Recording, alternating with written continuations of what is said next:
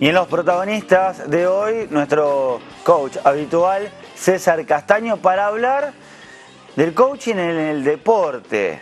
Porque se ha hablado mucho en las últimas horas a partir de lo que está sucediendo en el US Open, el torneo de tenis, el último Grand Slam del año, el calor, la presión que ya tiene que soportar cualquier tenista, pero además ahora cómo llevar adelante y cómo convivir dentro de una alta competencia también con el calor. Es decir, lo interno más lo externo con lo que convive un deportista. César, ¿cómo va? ¿Qué tal? ¿Cómo estás, Martín? Bueno, ahora es como que se habla mucho y sobre todo por el gran torneo que está haciendo Juan Martín del Potro, que de hecho mañana va a jugar la semifinal con Nadal, de las distintas circunstancias a las que debe adaptarse el deportista. Creo que en el tenis, por ser un deporte individual, la exigencia y la concentración es mucho mayor. No hay con quién descargar, no hay con quién apoyarse, ni siquiera con el entrenador, porque aquel que por ahí no lo sabe, el tenista está solo. En la silla no está el entrenador, salvo en Copa Davis. El coach está en el torneo, en la grada, en la tribuna, y además no puede recibir indicaciones. Bueno, ¿cómo se hace? ¿Cómo tienen que hacer? ¿O cómo conviven? Mirá, no he tenido la suerte de trabajar con un tenista del nivel de Martín, sí, de Juan Martín, pero sin duda que digo, el aspecto mental, la preparación mental, cada día está más reconocido de la importancia que tiene y de lo fundamental que es al momento de afrontar circunstancias claves, ¿no? Decisivas, donde, como vos decís muy bien, las circunstancias también operan como un factor que afecta el desempeño del deportista. En este caso, el calor de Estados Unidos en estos momentos es un factor que no lo puedes manejar, digamos. Es lo que hay, hace calor. Y también para tu rival, por ahí, digamos, exacto, como un buen lugar para posicionarse y decir, bueno, yo estoy sufriendo mucho calor, pero mi rival también. Sí, totalmente. Entonces es, ¿cómo me preparo mentalmente para afrontar una circunstancia que no depende de mí, que no la puedo manejar, que es externa a mis posibilidades? Entonces, yo me puedo poner en un papel de víctima, decir, y no, con este calor no se puede jugar, y me empiezo a generar una conversación interna mía, en donde quedo atrapado, y que eso sin duda afecta mis posibilidades, o puedo pensar en otra cosa. Habitualmente lo que se busca es poner el foco en otra cosa, en otro aspecto. Por ejemplo, estar como muy focalizado en la pelota, poner el 100% de la atención en la pelota, cosa de que ninguna otra conversación pueda entrar en mi mente. Porque nuestro peor enemigo somos nosotros mismos. Entonces, el tema es cómo hago para callar todas las voces internas mías que me sacan del foco del partido. ¿Eso lo puedo trabajar antes? Eso se trabaja. Se trabaja antes. ¿De qué manera lo trabajo? Mirá, una forma bastante habitual es trabajar con distintos tipos de meditaciones. Uno de ellos es, por ejemplo, ¿no? Yo paso horas mirando algo muy focalizado. Por ejemplo, la copa. Yo miro la copa y pienso en la copa y miro la copa y busco los detalles de la copa. Y entonces toda mi atención está puesta en la copa con el agua.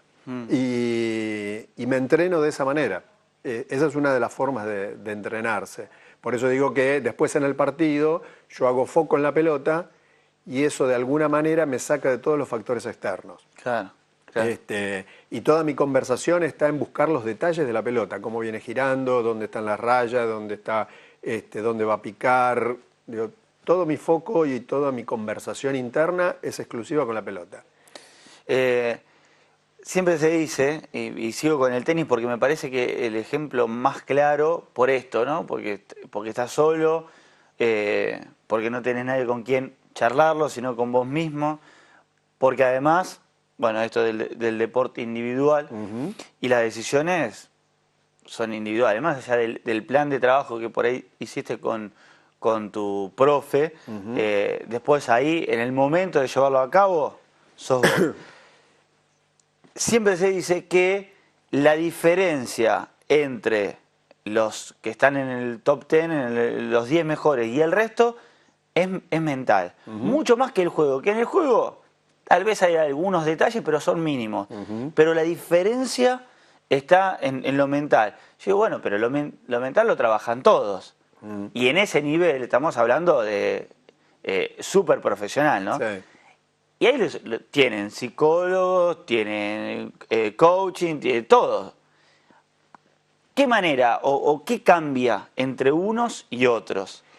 Yo creo, y esto es una opinión personal, lo que cambia mucho es la capacidad de cada uno de tomar las distintas técnicas o las distintas formas de trabajar el aspecto mental.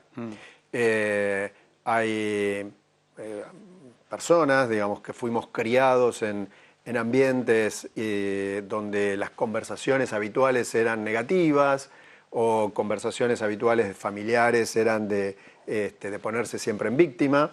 Entonces yo ya tengo patrones mentales que en general me accedo o tengo un acceso como mucho más rápido a conversaciones negativas que a conversaciones positivas. Entonces el trabajo conmigo es mucho más duro, mucho más fuerte que con otra persona que quizás desde su familia han tenido habitualmente conversaciones más positivas o conversaciones de aliento, donde siempre ha sido alentado. Si yo he sufrido mucho la exigencia y el menosprecio de chico, posiblemente mi autoconfianza sea mucho más difícil trabajarla que alguien que no. Claro. Entonces, hay factores que tienen que ver con la crianza, con la educación, con mis relaciones, con mis experiencias de vida, que me formaron de una determinada manera y que mi cerebro se amoldó a una determinada manera de pensar y que por lo tanto generar nuevas formas de pensamiento y nuevos hábitos de pensamiento en algunos deportistas es un trabajo mucho más difícil o más largo que en otros que tienen como una mayor plasticidad. Hace poco le preguntaron a Manuel Álvarez, que es el profe de acá de La Plata, de la generación de Dorada, es el profe de la selección argentina de básquet. Entonces le preguntaron y le pidieron que defina en 3 palabras a la generación de la Dorada. Y bueno, se quedó pensando, hizo una pausa, dijo, no puso excusas. Y contó una anécdota que una vez en Brasil fueron a entrenar y bueno, la persona que estaba encargada del edificio tuvo 20 minutos y dijo, yo tengo que cerrar todo porque yo me voy, ¿no? Pero vinimos a entrenar. Bueno, la cuestión es que terminan cerrando todo y solamente le dejaron abierto el portón principal, pero estaba todo oscuro. Y terminaron poniendo luces de los autos para que por lo menos haya algo de luz y puedan entrenar. Y entrenaron, ya eran medalla dorada olímpico, no era que recién estaban empezando. Ya cada uno tenía su historia, jugadores consagrados, y sin embargo, entrenaron y entrenaron como se debía. Y eso, ¿no? No pusieron excusa. Es tal vez uno de los puntos principales, trabajar en el coaching con el deportista y decir, bueno, las excusas, dejala de lado. Sí, y sobre todo en todos los deportes, ya sea de equipo o individuales, pero creo que tiene una incidencia mucho mayor en el deporte individual, ¿no? Como estábamos hablando el caso del tenis, porque cuando yo me puse a conversar conmigo desde la excusa, no hace mucho calor, o no, la cancha le falta tal cosa, empiezo a poner afuera y empiezo a excusarme, no tengo con quién me ayude a salir de esa conversación. Claro. O sea, soy yo conmigo. Claro. O sea, no hay otra alternativa. En los deportes grupales, cuando yo puedo darme cuenta o un compañero viene con una conversación de excusa, yo puedo ayudarlo a salir de esa conversación. De hecho, se trabaja en los deportes de equipo, se trabaja justamente para que se puedan estar asistiendo dentro de un partido entre compañeros, ¿no? Eso se trabaja. Eso se trabaja, claro. Sí, bueno. Yo puedo ir a decirte, che, estoy con una conversación que no me está sirviendo, veo todo negativo y vos, de alguna manera, o haciendo algo que está programado, que ya se diseña, me puedas sacar de esa conversación, me puedas sacar de esa... Porque lo que perdemos de vista es que la conversación nos lleva a una emoción. Y desde la emoción nosotros accionamos, nosotros vamos a la acción desde la emoción. Si la conversación que yo tengo es una conversación negativa o de cierre de posibilidades, como decimos nosotros, me va a generar una emoción llamada negativa o de cierre de posibilidades. Por ejemplo, me enojo, me frustro, claro. Y voy a actuar desde esa emoción. Es decir, mi golpe en el tenis, mi pase en el fútbol... Claro. La jugada inmediata va a ser desde una emoción. Va a estar condicionada exactamente. por... Claro. Porque lo que nos lleva a la acción son las emociones. Nosotros vamos a la acción siempre con una determinada emoción. Entonces, el trabajar la conversación interna es importante porque necesito trabajar la emoción interna. Entonces, cuanto más positiva sea esa conversación, cuanto más alentadora conmigo mismo o con mis compañeros sea esa conversación, las emociones que van a aparecer me van a predisponer mejor para la jugada siguiente. Me quedé pensando lo que decías antes, en un trabajo en equipo. ¿Hay programados y pautados ciertos mecanismos para que un compañero te saque de ese lugar de conflicto o de ese lugar negativo? Sí, eso se trabaja. Eso se trabaja. Se plantea con el equipo y el equipo acepta o no poner determinados códigos o determinadas palabras. A veces se usan una determinada palabra que te saca, o sea, que vos escuchás esa palabra y automáticamente sabés que tenés que volver. Algo. Exacto, que implica algo, ¿no? Porque mi compañero me vio fuera de foco, porque mi compañero me vio enojado, o hice una mala jugada y sabe que yo soy muy exigente conmigo y me bajoneo. Claro. Entonces aparece una palabra mágica o aparece un golpe en la espalda, una palmada, algo que se programa previamente. Y el que puede ser en un partido, ¿no? Vamos a un deporte grupal, en un partido.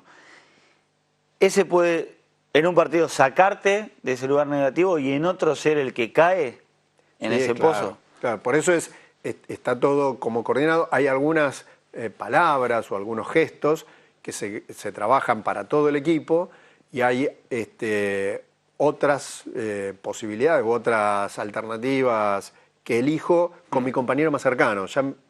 Por eso trabajo en duplas o en tríos, donde con mis compañeros más cercanos nos ayudamos. Y eso ahí en ese lugar negativo puede estar cualquiera. Claro. En eso puede haber una rotación. Exactamente, sí, porque hoy tengo un mal día yo y me enojo seguido porque no me salen las cosas, entonces necesito de mi compañero que me ayude. Y el partido siguiente puede ser mi compañero. Claro. Y aún mismo dentro del mismo partido, hay momentos donde uno está más sacado que el otro, claro, o está más desenfocado, y entonces es trabajarlo mutuamente. O sea, lo que se trabaja, los mecanismos que se trabajan son grupales. Digamos, todos tienen que saber el código para después, bueno, accionar de manera positiva ante una circunstancia negativa. Exactamente. Esa es la ventaja de los deportes de equipo. Claro. En los deportes individuales, como estábamos hablando, es yo con yo. Digo, claro. ¿Cómo hago? Claro. Entonces ahí es donde aparece la dificultad. Y donde el entrenamiento es mucho más fuerte, el entrenamiento de focalización, el entrenamiento de no caer en conversaciones que tengan que ver con agentes externos a lo que está pasando en el momento. Ahí se trabaja de manera muy distinta. Se trabaja de manera distinta, ¿sí? Se trabaja mucho más con esto que te decía, con meditaciones, con formas de trabajar el estar presente, ¿no? En el aquí y ahora, como le dicen desde las disciplinas orientales. ¿Qué te gusta más? ¿Trabajar con un deportista de un deporte individual o algo colectivo? Y yo... como desafío, ¿no? Claro, para un coaching. Sí, yo jugué rugby, entrené muchos años rugby, con lo cual estoy mucho más acostumbrado a los deportes colectivos. Claro. El desafío para mí es cuando tengo que trabajar con deportistas individuales. y bueno, es muy interesante el trabajo que se genera y cómo trabajar individualmente con el deportista. Más complicado, pero también, imagino, ¿no? Debe ser hasta un desafío mayor y cuando se da, mucho más placentero. Claro, porque el resultado es mucho más visible. Claro. El resultado es mucho más visible. El resultado del equipo, vos ves que puede funcionar mejor de un partido a otro, pero por ahí no queda tan manifiesto el trabajo personal.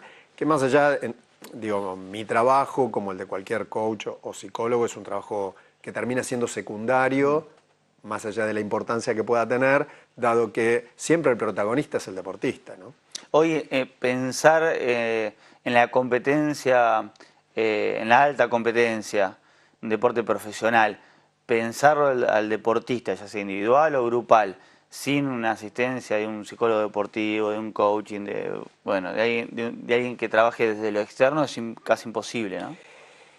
No sé si casi imposible, yo te diría que sería lo recomendable, sería lo ideal. Yo creo que todavía hay resistencias. ¿Hay resistencia? En el fútbol es peor. En el fútbol es peor, sobre todo el fútbol profesional, en primera. Claro. Hay mucha resistencia a veces de los propios entrenadores, por desconocimiento, por miedos a que compitan en los liderazgos.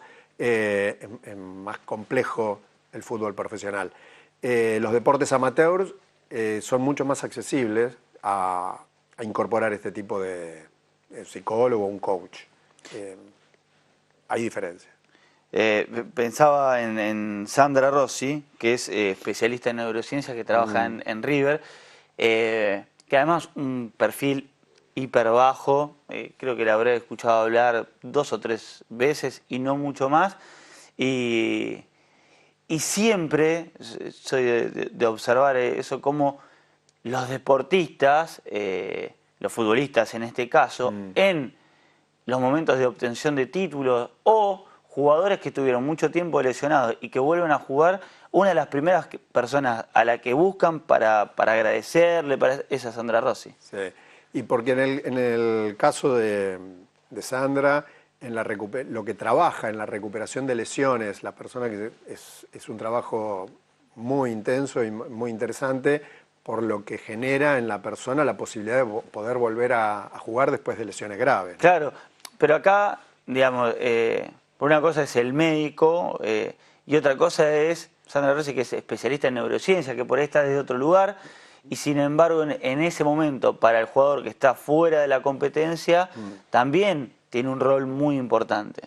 Sí, porque el médico es recontra importante, súper importante en la recuperación. Estamos hablando de dos cosas distintas. Pero son dos cosas distintas. Claro. El médico no siempre está preparado para el trabajo mental de la persona que está lesionada y que le aparecen un montón de fantasmas. Entonces, ¿cómo trabajo con todos esos fantasmas que de pronto pueden hacer de que incluso hasta no vuelva a practicar el deporte? Entonces, poder volver a traer a ese deportista lesionado a la posibilidad de poder volver a las canchas, claro, es un trabajo sumamente delicado, importante y muy satisfactorio para el deportista, ¿no? que se ve como posibilidad para volver a la cancha. Claro. Entonces, creo que desde ese lugar es donde aparece ese agradecimiento o ese primer agradecimiento al trabajo del psicólogo, el neurocientífico, en el caso de Rossi, o de un coach. Sí, sí. Gracias, César. No, gracias a ustedes.